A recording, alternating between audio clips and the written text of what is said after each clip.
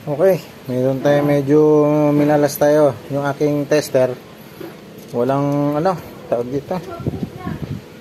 Walang battery. Oh my god, ano tayo makakapag-troubleshoot nito?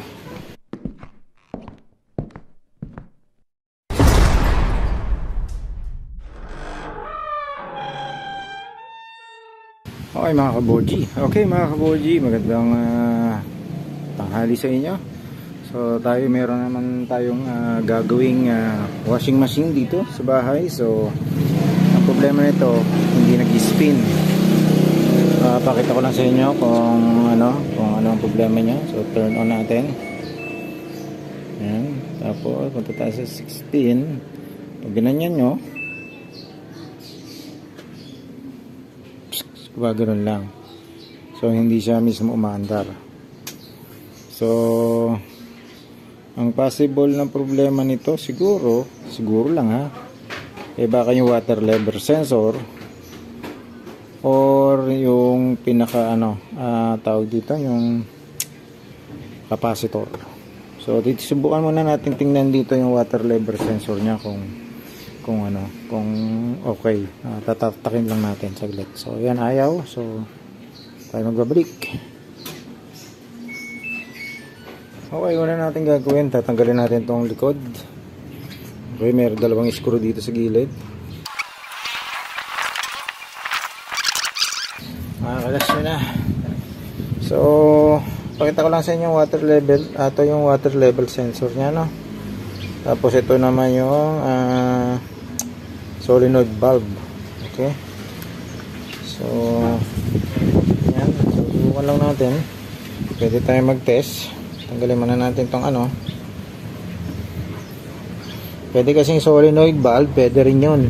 Madami kasing cause yan, yung ganyang problema. So titingnan natin kung ano yung unang-una. Ang madali natin kasing gawin, ito muna. So isa-isayin natin, no? So ito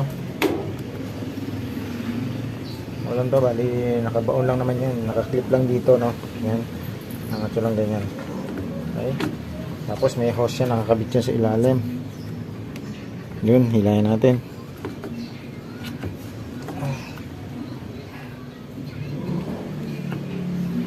So siguro mas maganda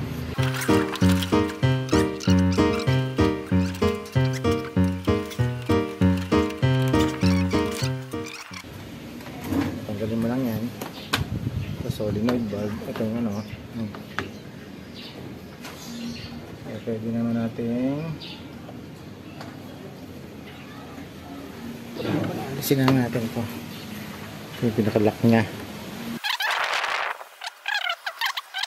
So may lock lang yan na gano'n. Ito, lock, pipindutin nyo lang, tanggal yan. Okay, makakalog, no? Minsan tinataktak lang kaya. Okay,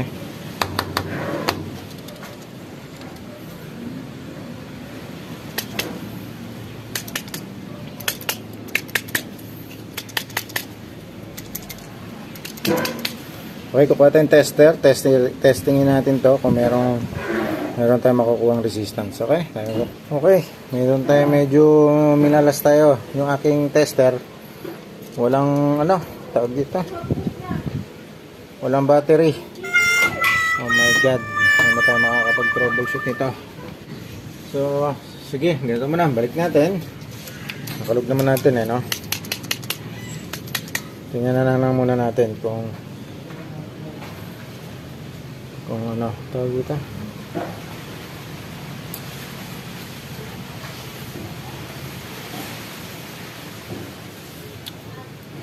kung kukuha na sa kalog lang, no?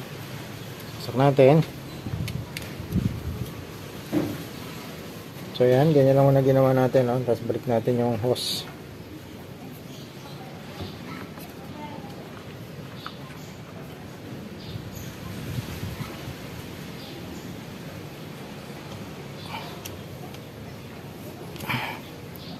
Okay, so balik natin ulit. Yan, tingnan natin kung may nagbago dun sa ginawa nating trick lang. Tingnan lang natin, malay mo naman. Pag hindi, di alam nyo na. So, dun tayo sa baba naman. After nito, yan, subukan natin, no? Ngayon, yun natin.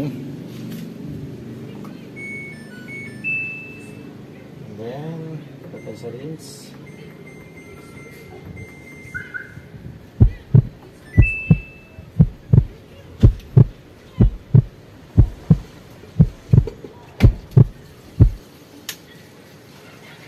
Oops, mga kabordi, parang mukhang nagano siya.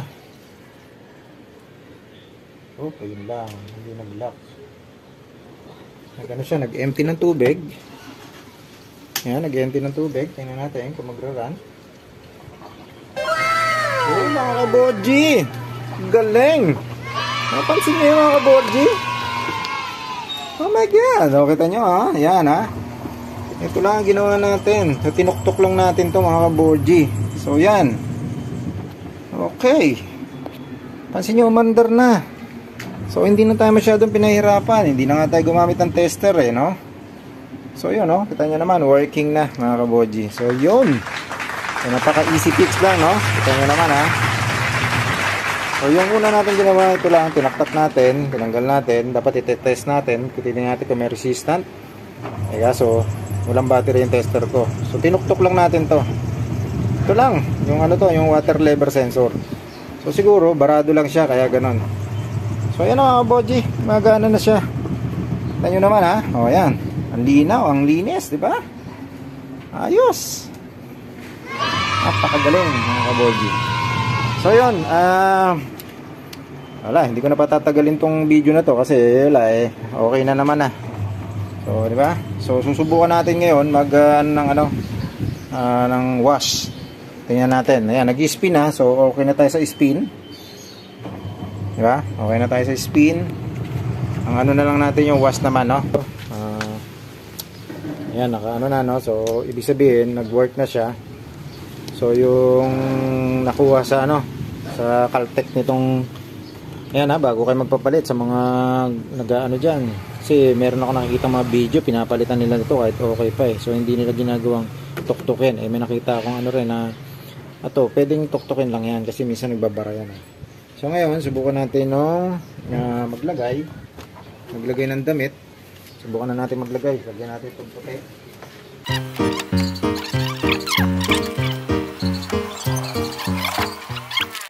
Ngayon, pakita ko lang sa inyo, no?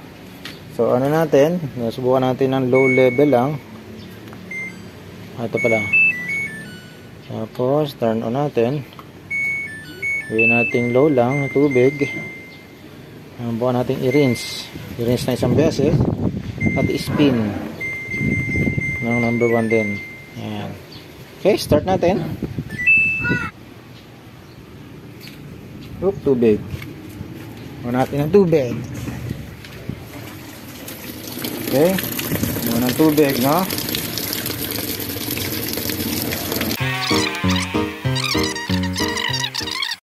Okay, yan mga kabordi. So nagpuno na siya. Tingnan natin. Ayan, nag-wash na siya.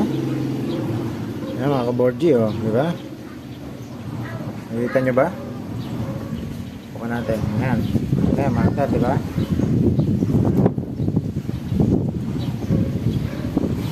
So yan, okay, yung wash niya nag-work.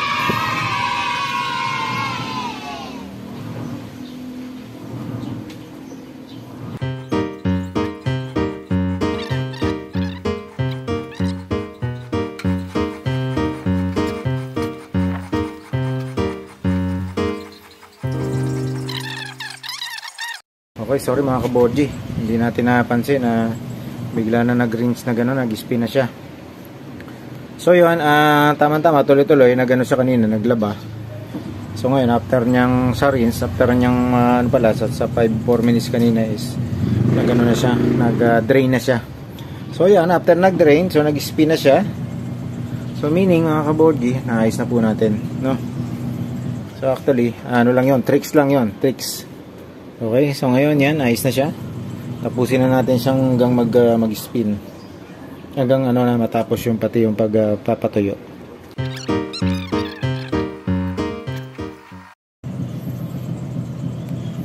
Ayan mga kaboji, no? 2 minutes spin.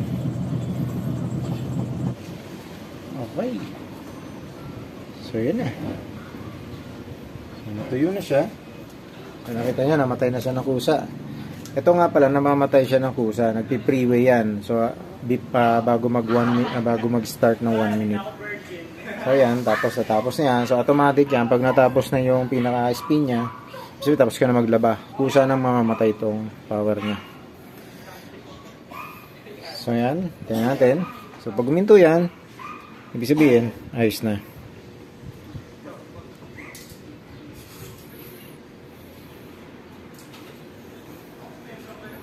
Okay, so yun, finish mga kaboji. Nakita nyo, no? Nakita nyo, di ba? Yun, no? Nag-dry na yung pinakadamit. Okay? So, hintayin lang natin mamatay ito ng kusa kasi tutunog yan na ibig sabihin tapos na yung paglalaba mo. So, tutunog siya para ma-remind yung mga naglalaba na tapos na yung kanilang ginawa. Okay? Ayan. Narinig na, no? Okay? Tumutugtog pa na gano'n, no? Ayan. Nire-remind yung ano yan, yung mga naglaba, nire-remind. Although hindi na ganun kalakas yung sounds niya, pero at least nare-remind yung naglalaba, oy, tapos na yung trabaho mo. Okay ka na. So, yun lang. Dito na magtatapos ang ating tingnan nyo na, abangan nyo, mamamatay ng kusa yan. Okay, narinig nyo? So yung mga kaboji, dito nagtatapos ang ating konting tutorial. Actually, simpleng tutorial lang to, no? Huwag po kayo makakalimut na mag-subscribe sa aking channel para sa mga iba pang mga ating ina-upload na video na tutorials para doon sa mga ibang gusto rin pong pag-aralan or gawin mismo sa kanila, gawin nila nang hindi na sila tatawag ng technician. Okay? So yun, successful tayo. So ang naging ano lang dito, ang solusyon dito sa problema na hindi nag-i-spin yung water level sensor. So hindi naman niya nasisira agad. Although nasisira yan, so kung gagawin nyo na lang is pwede nyo i-test pag meron kayo nakitang resistance. So ibig sabihin, working siya. Kung wala kayo nakitang resistance, so sira siya. So kanina wala tayong tester, so kaya hindi natin siya na test. So kaya ginawa ko, kinalug-kalug ko na lang siya, tinuktok-tok para lang magising. Baka natulog lang siya sa sobrang pagod. Okay? So yun, nung binalik ko, umandar na. Gumana na po ang spin dry niya. So yun lang mga kaboji. So sana may natutunan kayo sa video na to. At basta don't forget to subscribe and like and share na rin po para sa mga susunod ko pang mga video. So paano mga kaboji? Paalam! Bye-bye!